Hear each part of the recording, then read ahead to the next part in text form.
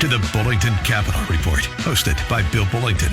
For the next hour, you'll receive information on current market conditions and trends that could affect your financial future. If you have a question, you can participate in today's program by calling 216-901-0945. That's 216-901-0WHK. You can also reach Bill by going to his website, bullingtoncapital.com. And now, here's Bill Bullington. Well, welcome back. Very interesting week in the stock market. Financial markets all over the world. Everybody's wondering, how long is this going to last? What is the recovery going to look like? And you've got all kinds of opinions out there, a lot of information. It's unbelievable how much information there is, in fact. Very, very difficult to work your way all the way through it. But, somebody's got to do it. And anyway, we've got a pretty interesting show. I've got one of my the people that I work with, actually. His name is Brad Loheiser. He's actually an investment advisor, lives in Concord. He's going to be calling in later on today's show. He is actually part of our succession plan. I get that question occasionally, so I thought I would just take some time to address it here. What happens if something happens to me?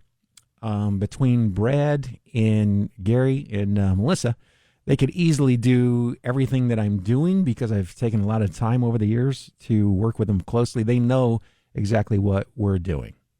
So if I got hit by a bus, they would just step in and things would be just going on as normal. You just be talking to somebody new who has very similar investment policies, and I think that's kind of interesting. Not interesting, but it's kind of necessary, actually. And anyway, so he'll be calling a little bit later in today's show. If you'd like to call in, the number is 216-901-0945, 216-901-0945. If you have a question, if you want to look at your own financial situation, you can always go to my website, and there's a contact us form there. There's a bunch of stuff on my website. In fact, I paid someone to put all this stuff there, a bunch of tools, and it's really nice. There's one that how long will your money last? Okay, so you can put that in there. How much will your 401k be worth if you keep saving it? They've got that in there. There are actually tons of calculators that I had included on my website to try to help people out because this is the investment business. It's all about education. The whole thing is education. The reason that the average investor, if you look at Dalbar, the company that I'm always referring to, does the studies on all the investor behavior, the reason that the average investor doesn't do very well, it's pretty much, it's actually two things. The first thing, it's a lack of solid information that's stood the test of time. A lot of things that get passed around as common knowledge are actually not so knowledgeable. In fact, they're very damaging to your investments and your psyche. So we're dedicating ourselves at Bullington Capital to do a lot of educational stuff. I can't wait until we can get back and get another seminar going. I've been working like crazy. I've been working less since this has happened. I've been working more, but that's okay. This is what I like to do. It's really what I like to do. And it's constantly changing. The markets are not the same as they were 6 or 7 years ago. And if you go another 6 or 7 years past that, they've changed a lot since then too. There are certain opportunities available today. But when I say opportunity, oftentimes people think that means get rich quick. No, that's not what I'm talking about. Getting rich quick, in order to do that, you have to take an enormous amount of risk. And if you take that risk, you can get wiped out pretty quickly. Let me give you a really good example. There's a fund that I was just reading about. Actually, I was reading about it because one of my clients called in and said, hey, this fund is up 4,000% this year. In the past 12 months, it's up 4,000%. Can you look into that for me? And I'm sure. See, that's part of full service. We kind of do that kind of thing. If you have an account at another firm and you ask them, can you look into a fund that you're not managing? The answer is typically no. But first of all, I'm curious. Secondly, I think it's a higher level of service. That's what we do. That's exactly what we do. So anyway, I looked it up because I'm thinking 4,000%. What the heck? That's 40 times the money. So then I look and I see the fund has a 5-year track record, and it's up 4,000% in the last 12 months. It's up 269% over 5 years. So do you know what? That is hilarious. If it's up 4,000% this year, but it's only up 269 in 5 years, that means it was down roughly 90%. I was looking at that. I was going, holy, 9. I don't have that kind of risk tolerance. Okay. But if you want to hit one of those 4,000% years, that's the price you pay. You got to be willing to be down 90%. So you're up 4,000%, but if you started at the beginning of the fund, you're only up 269%. By the way, if you started a year before that, say 1 year before that, okay, and let's say that the fund was only 2 years old, the second year it has a 4,000% year, but you're only up 269%. That means you were down 90% in 1 year, not over 4 or 5 years. But I think that's probably not as painful as somebody who's in the fund for the full 5 years and is down 90% over 4 years. You just see it going lower and lower. Do you know how many people probably actually stayed with that fund? I'm guessing the fund manager probably had a small amount of its money in there.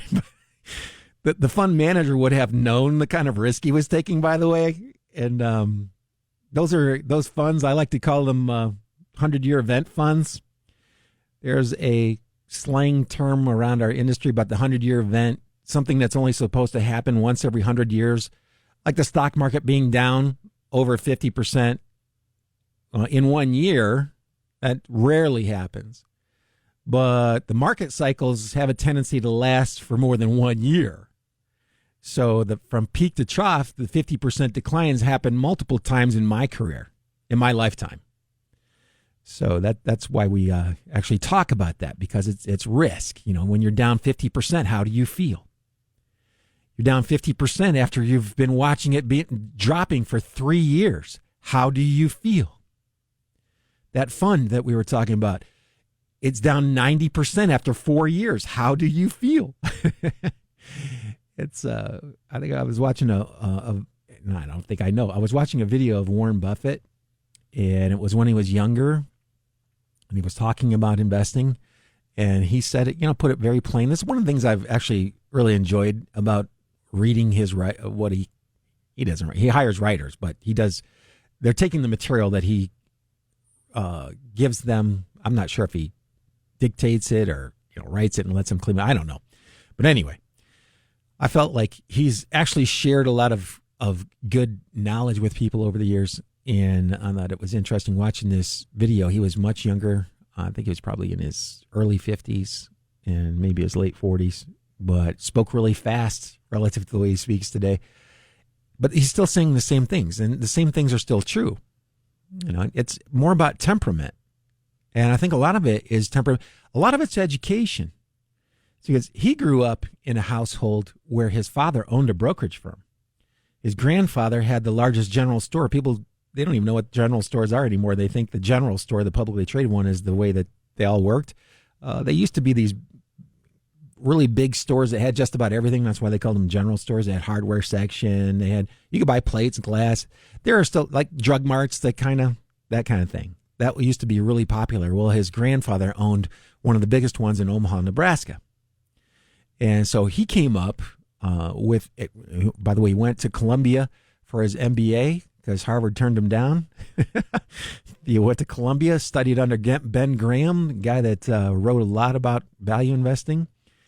And the reason I'm thinking about all this stuff is because I was watching Jeff Bezos the other day. There was a little video on YouTube, and he was talking about how Ben Graham, Warren Buffett's graduate school teacher, so these guys know each other.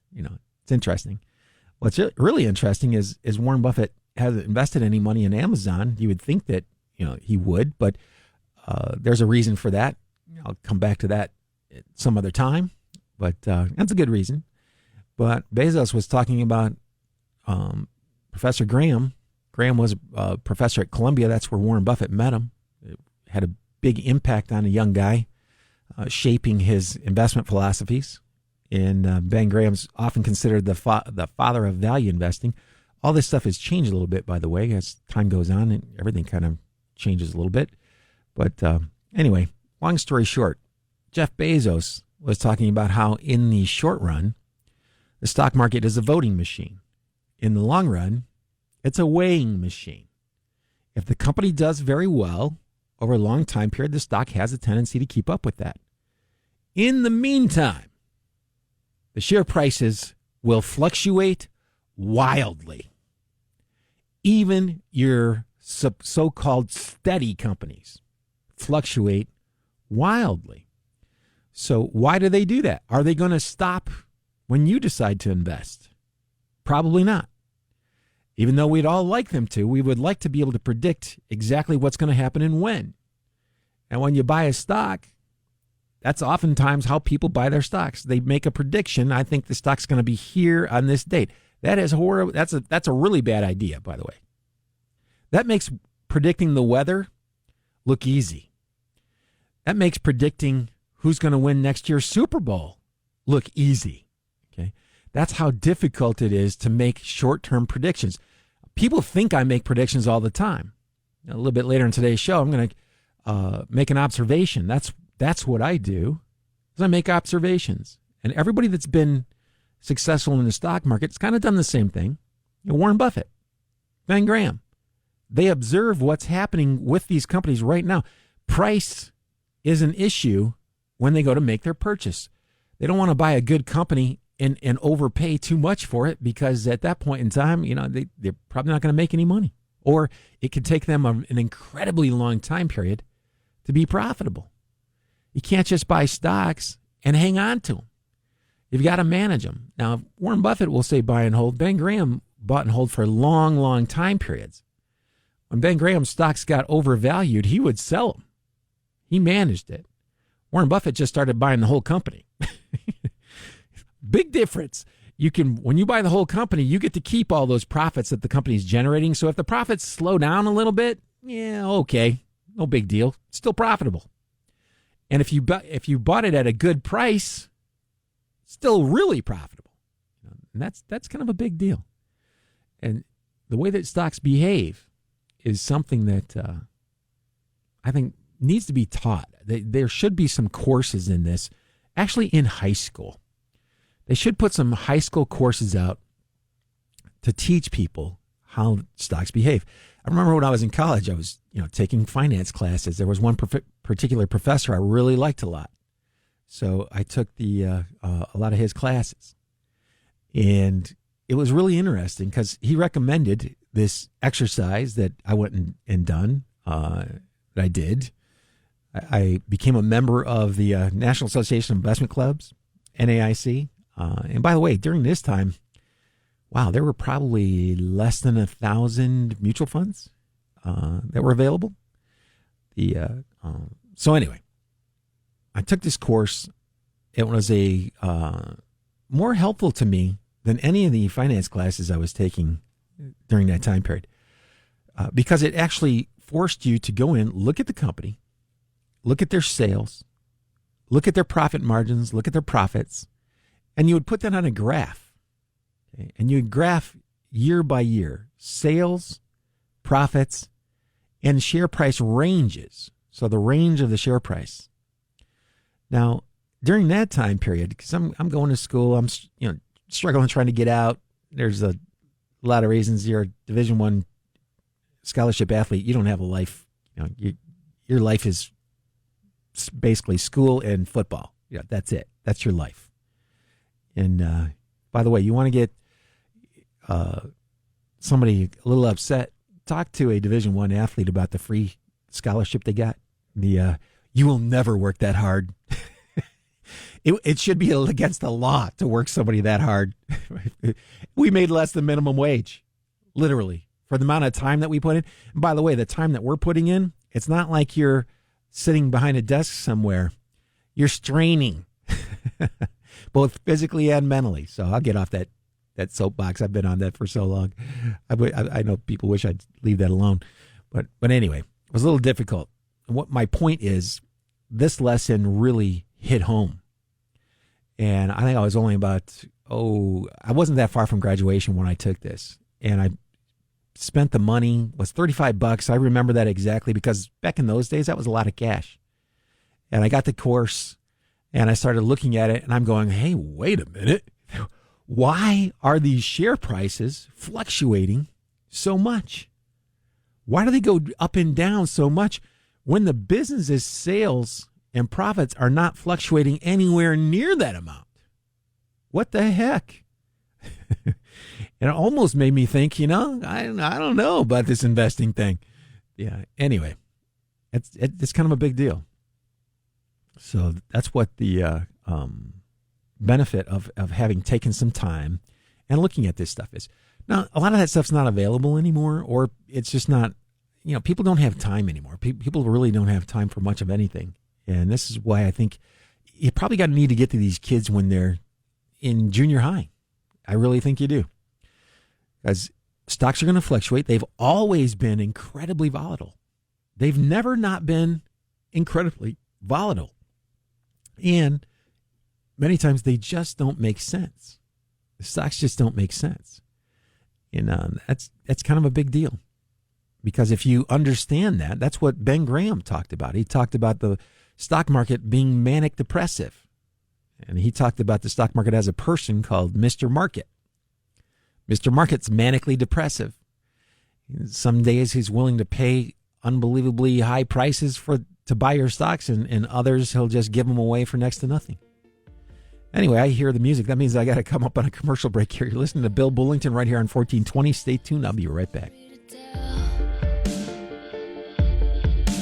And everybody's got a wound to be healed. I wanna believe there's beauty.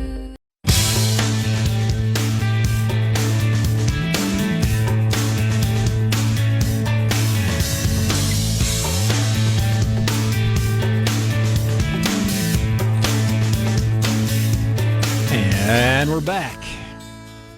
Hey, this is Bill Bullington. I'm here every Saturday morning from 11 to noon. If you'd like to set up a free Get Acquainted meeting just to talk about your situation, feel free to go to my website and reach out to contact us there. And or you can just call us 330-664-0700. And I'd be glad to talk with you. There are so many things out there that it's so difficult to find the truth, actually. And the truth is actually, some people look at it and they want to reject it because they don't like the way that sounds. Like when I say, trying to predict what's going to happen in the stock market over the next few months is impossible. And if you happen to get it right, it was luck. Nobody wants to believe that. It's not what they want to hear. And I understand. That doesn't make it any less true.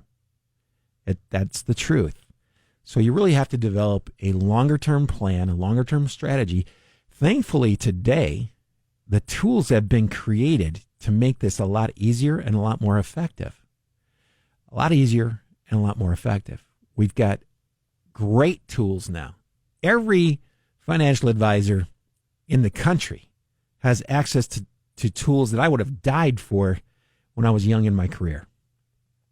And that's awesome. Now, it doesn't make the reality any easier. The reality is stocks are going to fluctuate like a lot. Okay.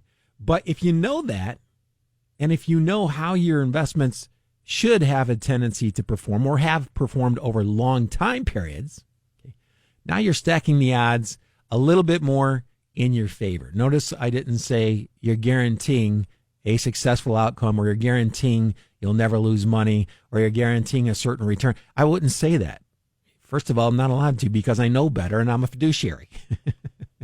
That's actually the only reason is I know better and I'm a fiduciary. Yeah, so I guess those are two reasons.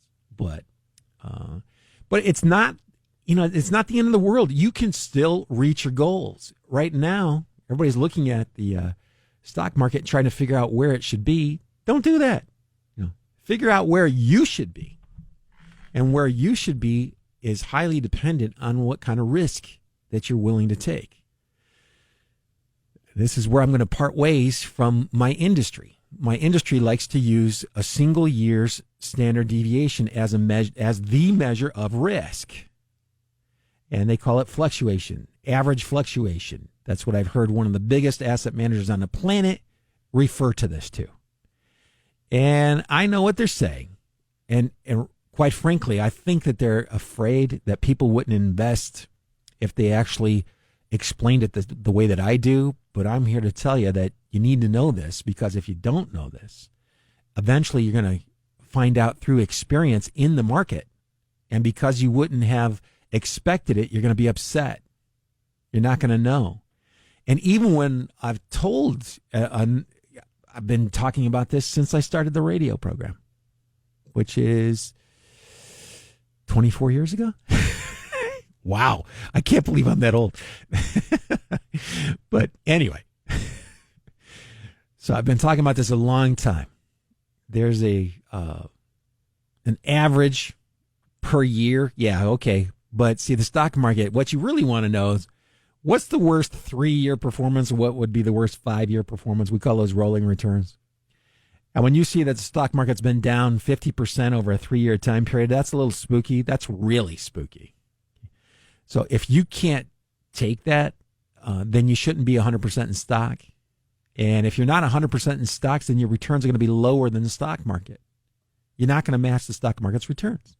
It's just not going to happen. Now, it might over a short time period. That's what everybody loves to point out to me when bonds have done better than stocks over 12 or 18 months. My phone call, my phone rings, random listeners going, hey, my bonds did better, or my CDs did better than the stock market. Yeah, but just give it time. Give it enough time, and stocks probably are coming out ahead. Now, there will be a point in time, maybe. I'm hoping to avoid this, incidentally. There may be a point in time when all your major indexes are overpriced. And if they're all overpriced, then I'm probably raising the amount of money that I have, and I'm going to put it into short-term bonds or CDs. And I'll wait. I'll just wait it out. But because at some point in time, you'll get the big drop. And that's what makes this pretty challenging. Is this the time? And I'm going to tell you right now, no, this is not the time. This is not the time to go to cash. The time to go to cash, it wasn't even a few weeks ago. If you could have been perfect and if you could have predicted with a high degree of accuracy, then yes, you'd have gone to cash. If you would have used any one of the technical indicators in the Encyclopedia of Technical Indicators, which is about, 1,000-page book right now, if you'd have used any of those, you wouldn't have been perfect. None of them are perfect. Could some of them add some value? Yeah, they could add value. But there's a challenge. If you're going to do better than an indexed investment, you're going to take on more risk. That's the bottom line. It's like the guy that called me and said, hey, look at this fund. It's up 4,000%. He didn't say it like that, by the way. In fact, it was an email and was very non-emotional. I mean, I could tell by his writing. He said, can you look into this? So I looked into it. And the first thing I saw was the 4,000% one-year return. And the next thing I saw was a 269% return since the inception, which means at some point in time, that fund was down, at the beginning of the year, actually, it was down roughly 90% or so. I'm rounding off. So, I just pointed that out. It's a kind of interesting. But if you could have put up with a 90% decline, and there's no saying that it wouldn't go down further than that, sure, you could have made 4,000% in a year. And by the way, you buy options on futures contracts that are slightly out of the money. That's typically what these guys are doing. And most of the time, those options expire worthless. And occasionally, you'll get a big drop that comes really fast, like it did this year. And woohoo, everybody makes money. So immediately, the average investor thinks all I have to do is figure out when the next big drop is going to come. As if that's easy. And If you ever do figure that out, please let me know. There are billion-dollar hedge funds that went bankrupt trying to figure that out, trying to do that. And because, the odds are if you ever get one of those, and by the way, since we've had two 50% drops in one 20-year time period, and you had a multiple drops of 20 to 30% over that same time period, if you have if you've got the stamina, I can show you how to do what those guys were doing. But at this point in time, and by the way, there's no guarantee that that's ever going to work again. And that's the thing. There are just no guarantees. But I'm here to tell you that things are not that bad. That the economy is going to snap back. It's not going to, and maybe it comes out a little bit slower than we would like it to. It always comes slower than we would like it to. And that's nothing new. But people are still going to want to eat. They're still going to want to drive cars. They're still going to want to live in housing, and still going to have kids. A lot of stuff. You just have to suck it up. Get with somebody who can talk with you. Get with somebody that you can speak with if you need to. Yeah, it's very few people, by the way, have the knowledge, the information, the experience that don't look to someone else for support. Okay, there's nothing wrong with that. And in fact, that's what keeps me employed. I got to take a real quick phone call right now. If you would like to call in, numbers 216-901-0945. And this says Junior or JR? Which one? JR, William. Hey, how you doing? All right, Professor Bullington, I have a question for you that I think is a little out in the distance, but I think it's quite pertinent to what's going on in the country now. Not asking you to handicap the individual players, but could you discourse on what happens if the Republicans control at least two houses versus the Democrats come the November 2020 elections? We're obviously a split government now, but what happens if things go back to the Ds? Do you perceive things will radically change the market? I don't know. I mean, and no one will know, by the way, until it's too late to do anything about it. True, but you must have a feeling of some sort. Actually, I try not to, because I feel a lot like Peter Lynch. Somebody asked him about economics one time, and his answer was he didn't spend 15 minutes a year looking at economic reports, and when he did, he felt like he wasted the time. So think about that. That guy was the greatest that's ever lived. He's sending you a message. Okay, and in the United States, they teach economics as a standalone science in college. In other countries around the world, they teach it as political economics because actually politics have a big impact on that. But what I'm saying is that there's nothing concrete enough to make a decision on. And the odds of you being correct are never going to be more than 50-50. So you got to plan. And in your plan, you look back through the history of this country, there have been all kinds of combinations of Republicans, Democrats, independents, different. You look back at it, and in the long run, stocks do pretty good, despite the fact of who's in there. And there is nothing that you can actually say that I've seen. And I stopped tracking this stuff a long time ago, but there was nothing that was actually showing you a trend, so to speak. So it does. I'm sorry. It does. It did appear that when Bernie Sanders dropped out, that the market breathed a sigh of relief. But I don't think anybody ever took him seriously, honestly. Yeah. Well, see, what you're doing is you're looking at one particular instance. And did you ever have to take statistics in college? Of course. Okay, then you know that is horribly statistically insignificant. Yes, that's true. Yes. Now, what I'm going to ask you to do is call me when you see something that has a correlation coefficient of at least a 0.7. Okay? And what you're going to find out is that those are actually like a Browns touchdown.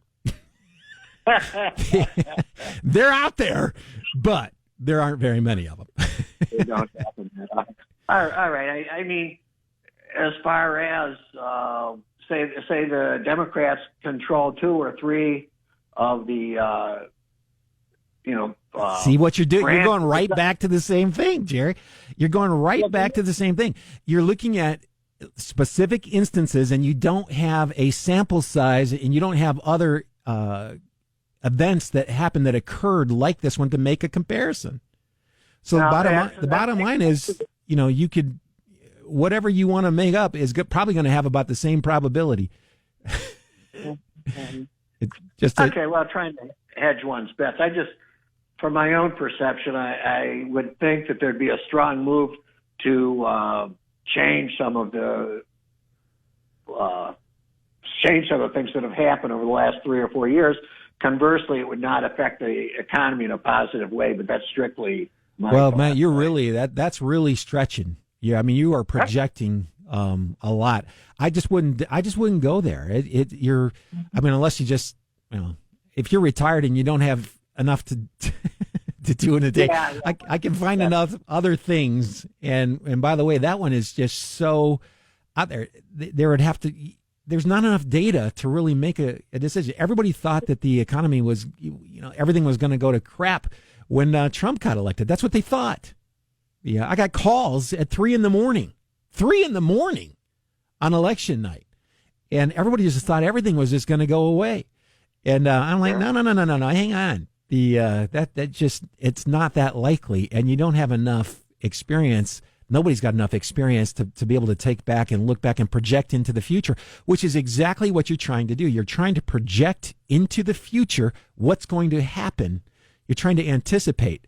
I'm going to tell you, don't anticipate. You need to have an idea, a plan in place so that you'll know what to do when and if whatever happens. You got to be prepared, kind of like the Boy Scouts. Well, okay. This is another political geographic question of sorts. Do you see that what's going to happen when coronavirus is all over and the world takes note of, or actually takes action on what the Chinese are accused of doing? You see a big blowback on that or not? Well, see, here's the thing. That's another one of those questions. You love to answer questions that you can't possibly answer. And by the way, that's an American thing, I think. It's probably a people thing. But I don't know a whole lot of people outside of America. At the bottom line is you won't know. And by the time you figure it out, it's going to be too late. Who would have thought that the stock market would have come back this far, this fast? Did you predict that? No, I didn't expect it. Why not? I didn't predict it. I expected it to snap back. What I was astounded at how quickly it fell. That's what really blew me away. Yeah, well, see, so you got surprised twice. And by the way, there's nothing saying that it can't go back down. Nothing. No, of course not. Of course so not. The bottom line is, you need to focus on the things that you can control, and Sure. spending the kind of time thinking on what may happen. In the realm of all possibilities, all things are possible. And Sure they are. I have seen so many things that happen that just didn't seem like they could happen, but and they happened anyway. So that's why you need to know. You need to know what you're going to do. Forget about trying to predict the future. That's this whole conversation's been about trying to predict the future. It's not worth your time. What is worth your time is figuring out what you would do in response to anything that might happen. We get a big correction, I know what I'm going to do. We get a big increase in stock prices, I know what I'm going to do. I don't have to know when, I just need to know what I'm going to do. Hey, I got to take a real quick break, Jerry, but thanks for calling. I really appreciate it. And thank you. It's always interesting to speak with you. I hope I didn't. No, you're good. We're good. I hope I wasn't too hard on you. No, like you go. Take care. All right. Goodbye. You're listening to Bill Bullington. I'll be back after these commercial messages. Lifetime. He doesn't know any other way. Somebody tell him that the lost are saved. Somebody tell him that his debt's been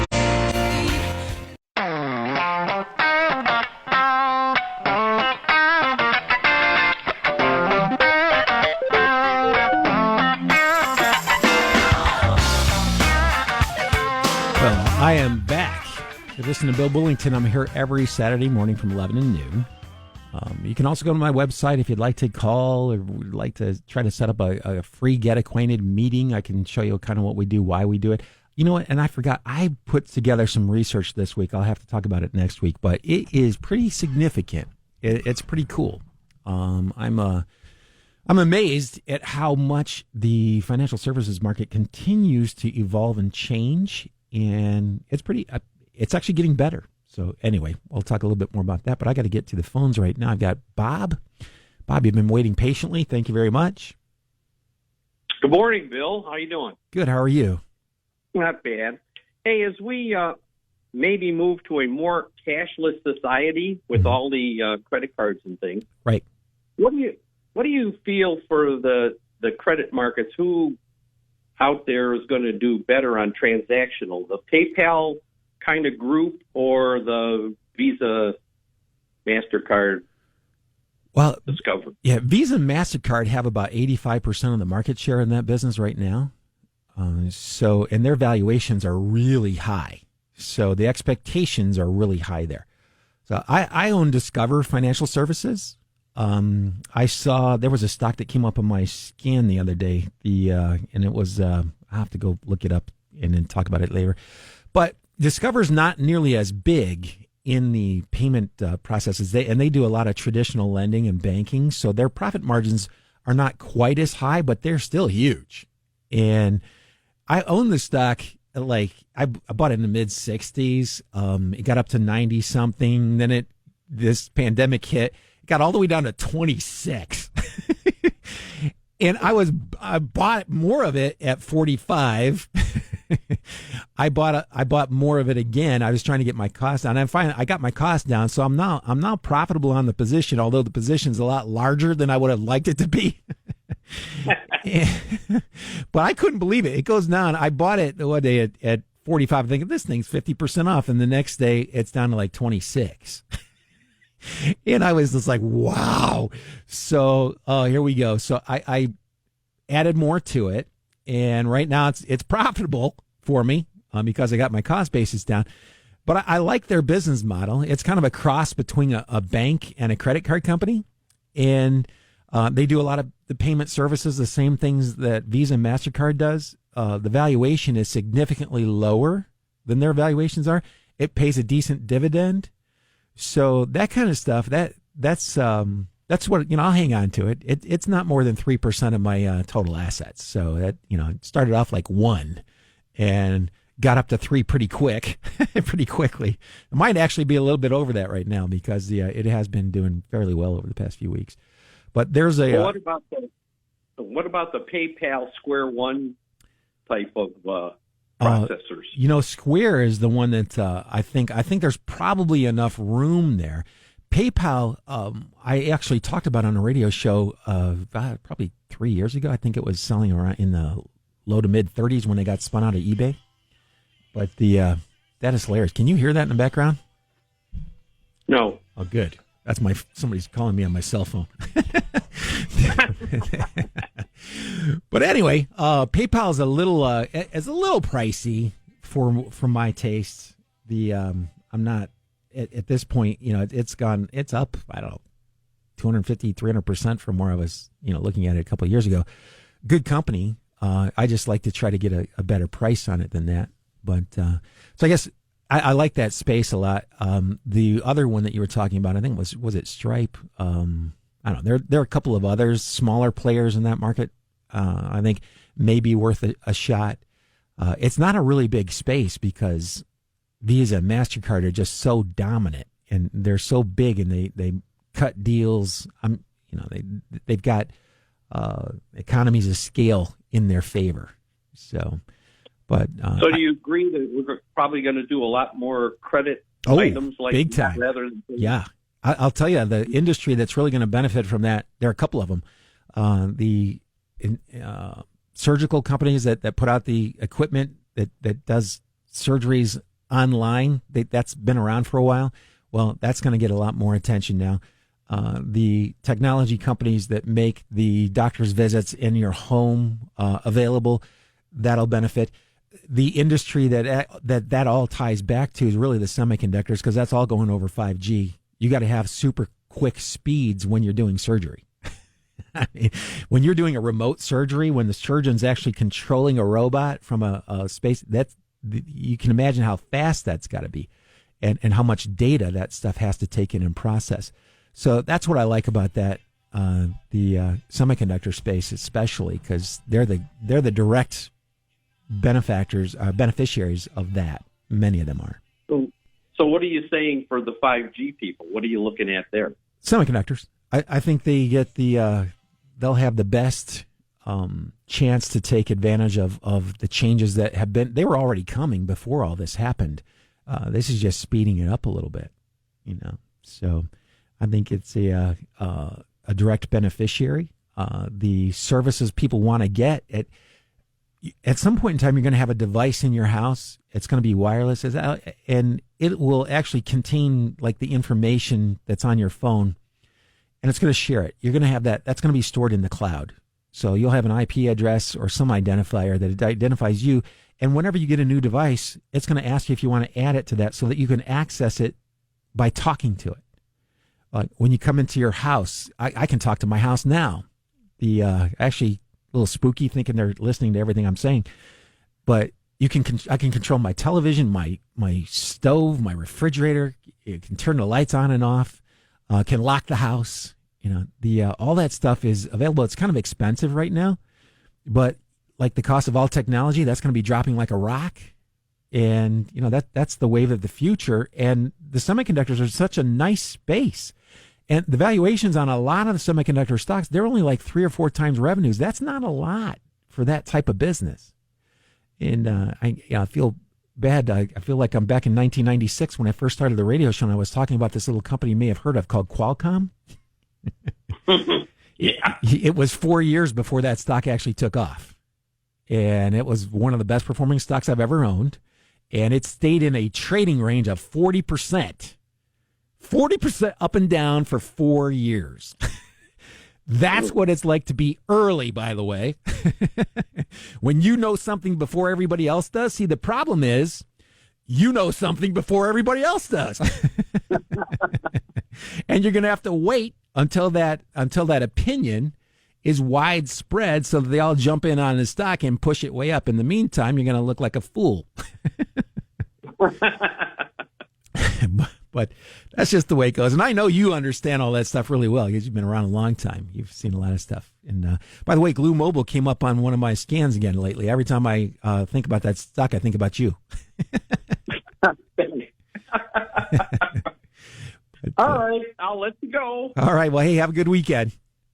All right. You too. Thanks. Yep. Bye-bye. And right now I've got, hey, Brad, is this you? Yeah, how you doing this morning, Bill? Good. Hey, thanks for calling in. I wish we had more time. That call went a little longer than I would have liked it to. I kind of prefaced it earlier in the show, explaining that if something happens to me, that you're actually in my succession plan, and that you're and that's kind of works both ways. I've got a business continuation plan here that says call Bill if anything happens to me. So. Yeah, I sometimes I don't know if people realize that that's required of investment advisors in the state of Ohio, that you have a succession plan. And the only reason I wanted to bring that up today was because people have been asking about it recently. I'm not sure why. Maybe because of the coronavirus. Who knows? But yeah, we have a really good plan in place, and I was explaining how you and I think very similarly, which is really important. I think if you're going to run a investment advisory practice, your clients almost have to be on the same wavelength that you are. They're not going to spend. Absolutely. Yeah. There's a lot of stuff to go over, and markets. You and I know better than anybody I know just how much markets have changed since we first met and first started doing this. I think it's over 20 years now. Yeah, I was thinking about that earlier today, and you started the show talking about how the whole investment process is about education, and that's how you and I met, was through Investors Club that was dedicated to educating individual investors, and I believe that was in the early '90s. Yep. So you and I have been friends and had a business relationship in excess of 25 years. That's amazing. That's a lot longer than the average marriage, I'll bet. Yeah, that's right. Hard to believe. I don't know if we'll make it another 25, but we're still going strong. So. Yep, absolutely. And one of the roles Brad plays for Bullington Capital is there are certain models I know that I need to test, and I don't have time. So I call Brad. Brad, hey, can you run this up for me? And he does. It works out really, really well. And I just want to give you a nod of appreciation for being there and taking care of that stuff. So that's been a big help over the years. Well, I appreciate that very much, Bill. That's a two-way street as well. You and I have worked together, again, for about 25 years here, and it's been great to have a sounding board, and we've shared strategies and co-developed strategies and models for a lot of years. It's accelerated my learning curve big time. Yeah, same here. And to have somebody, as you said, who thinks similarly and uses similar tools and techniques, it really has been invaluable. So I appreciate everything that you've done for me as well. So it's a two-way street for sure. Well, thanks. I appreciate that. Hey, man, we're going to have to get you back on in the next couple of weeks here because I got to run. I ran out of time. I'm sorry. No worries, Bill. Have a great afternoon. Thanks. You too. And thanks for listening, everybody. It's Bill Bullington. I'm here every Saturday morning from 11 to noon on 1420. Also available on the Fishes podcast and my website, bullingtoncapital.com. Have a good week, good investing, and good luck. 0700. That's 330-664-0700. Or online at bullingtoncapital.com. That's bullingtoncapital.com. The preceding program has been paid for by Bullington Capital Management, LLC.